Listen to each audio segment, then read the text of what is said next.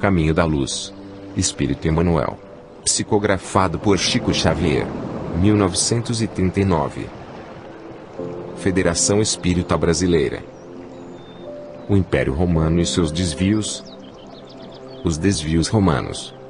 Reportando-nos ainda as conquistas romanas, antes da chegada do Senhor para as primeiras florações do cristianismo, devemos lembrar o esforço despendido pelas entidades espirituais, junto das autoridades organizadoras e conservadoras da República, no sentido de orientar-se a atividade geral para um grande movimento de fraternidade e de união de todos os povos do planeta.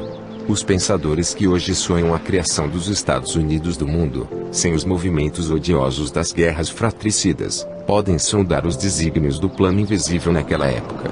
A Grécia havia perscrutado, na medida do possível, todos os problemas transcendentes da vida. Nas suas lutas expiatórias, transferir as suas experiências e conhecimentos para a família romana, então apta para as grandes tarefas do Estado.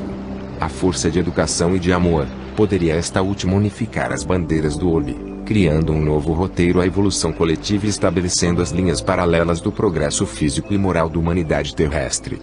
Todos os esforços foram despendidos, nesse particular, pelos emissários do plano invisível, e a prova desse grandioso projeto de trabalho unitário é que a obra do Império Romano foi das mais primorosas, em matéria educativa, com vistas à organização das nacionalidades modernas. O próprio instinto democrático da Inglaterra e da França, bem como as suas elevadas obras de socialização, ainda representam frutos da missão educativa do Império, no seio da humanidade. O caminho dos romanos ficou juncado de sementes e de luzes para o porvir a realidade. Contudo, é que, se os mensageiros do Cristo conseguiram a realização de muitos planos generosos, no seio da comunidade e então, não podiam interferir na liberdade isolada da grande maioria dos seus membros. Os abusos da autoridade e do poder. Em breve, os abusos da autoridade e do poder embriagavam a cidade valorosa.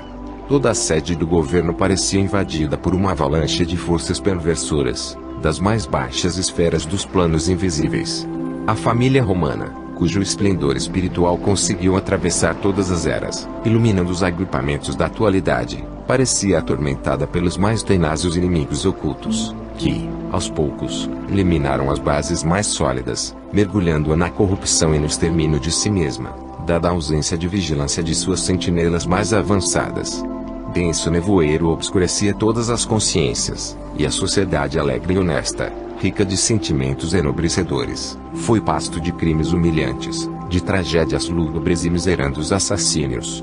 As classes abastadas aproveitavam a pletora de poder instalando-se no carro da opressão, que deixava atrás de si um rastro fumegante de revolta e de sangue.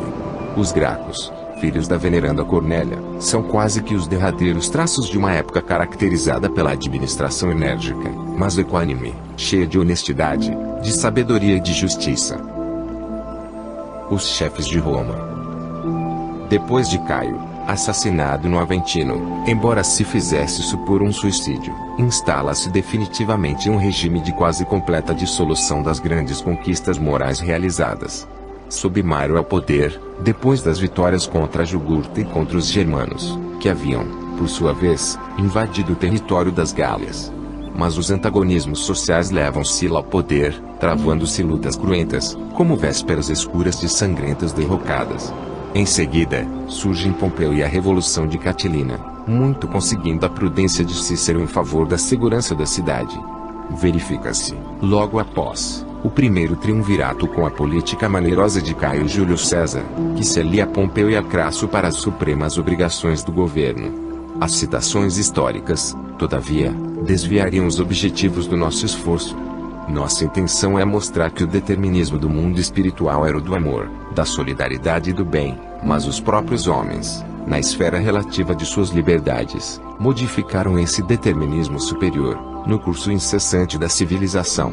Os generais romanos podiam conquistar a ferro e fogo, desviando-se dos objetivos mais sagrados dos seus deveres e obrigações, levando os outros povos, pela força das armas, os liamas que somente deveriam utilizar com a sua cultura e experiência da vida, mas seus atos originaram os mais amargos frutos de provação e sofrimento para a humanidade terrestre, e é por isso que, em sua quase totalidade, entraram no plano espiritual seguidos de perto pelas suas numerosas vítimas, entre as vozes desesperadas das mais acerbas acusações. Muitos deles, decorridos decenas infindáveis de martírios expiatórios, podiam ser vistos sem as suas armaduras elegantes, arrastando-se como vermes ao longo das margens do Tibre, ou estendendo as mãos asquerosas, como mendigos detestados do Esquilino. O século de Augusto. Terminados os triunviratos, eis que ia cumprir-se a missão do Cristo, depois de instalados os primeiros Césares do Império Romano. A aproximação e a presença consoladora do Divino Mestre no mundo era motivo para que todos os corações experimentassem uma vida nova, ainda que ignorassem a fonte divina daquelas vibrações confortadoras. Em vista disso, o governo de Augusto decorreu em grande tranquilidade para Roma e para o resto das sociedades organizadas do planeta. Realizam-se gigantescos esforços edificadores ou reconstrutivos. Belos monumentos são erigidos. O espírito artístico e filantrópico de Atenas revive na pessoa de Mecenas, confidente do imperador, cuja generosidade dispensa a mais carinhosa atenção às inteligências estudiosas e superiores da época, quais Horácio e Virgílio, que assinalam, junto de outras nobres expressões intelectuais do tempo, a passagem do chamado século de Augusto, com as suas obras numerosas. Transição de uma época. Depois de Augusto, aparece à barra da história a personalidade disfarçada e cruel de Tibério, seu filho adotivo, que vê terminar a era de paz, de trabalho e concórdia, com o regresso do Cordeiro às regiões sublimadas da luz. É nesse reinado que a Judéia leva a efeito a tragédia do Gólgota, realizando sinistramente as mais remotas profecias. Não obstante o seu compassivo e desvelado amor, o Divino Mestre é submetido aos martírios da cruz, por imposição do judaísmo, que lhe não compreendeu o amor e humildade. Roma colabora no doloroso acontecimento com a indiferença fria de Pôncio Pilatos, retornando aos seus festins e aos seus prazeres, como se desconhecesse as finalidades mais nobres da vida. Seguindo a mesma estrada escura de Tibério, Calígula inaugurando o longo de sombras, de massacres e de incêndios, de devastação e de sangue. Provações coletivas dos judeus e dos romanos. Os seguidores humildes do Nazareno iniciam, nas regiões da Palestina, as suas predicações e ensinamentos. Raros apóstolos sabiam da missão sublimada daquela doutrina sacrossanta, que mandava fazer o bem pelo mal e instituir o perdão aos próprios inimigos. De perto, seguem desatividade os emissários solícitos do Senhor, preparando os caminhos da revolução ideológica do Evangelho. Esses mensageiros do alto iniciam, igualmente de modo indireto, o esforço de auxílio ao Império nas suas dolorosas provações coletivas. Um perfeito trabalho de seleção se verifica no ambiente espiritual das coletividades romanas. Chovem inspirações do alto preludiando as dores de Jerusalém e as amarguras da cidade imperial. Vaticínios sinistros pesam sobre todos os espíritos rebeldes e culpados, e a verdade é que, depois do cerco de Jerusalém, quando Tito destruiu a cidade, arrasando-lhe o templo famoso e dispersando para sempre os israelitas, viu o orgulhoso vencedor mudar-se o curso das dores para a sociedade do império, atormentada pelas tempestades de fogo e cinza que arrasaram Estábias, Herculanum e Pompeia, destruindo milhares de vidas florescentes e desequilibrando a existência romana para sempre. Fim da vaidade humana.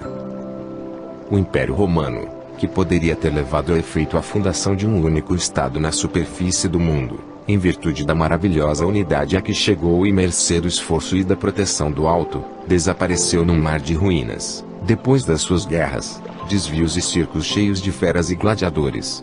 O imenso organismo apodreceu nas chagas que lhe abrirão a incúria e impiedade dos próprios filhos e, quando não foi mais possível o paliativo da misericórdia dos espíritos abnegados e compassivos, dada a galvanização dos sentimentos gerais na mesa larga dos excessos e prazeres terrestres, a dor foi chamada a restabelecer o fundamento da verdade nas almas.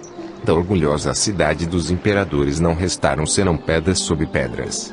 Sob o látego da expiação e do sofrimento, os espíritos culpados trocaram a sua indumentária para a evolução e para o resgate no cenário infinito da vida, e, enquanto muitos deles ainda choram nos padecimentos redentores, gemem sobre as ruínas do Coliseu de Vespasiano os ventos tristes e lamentosos da noite.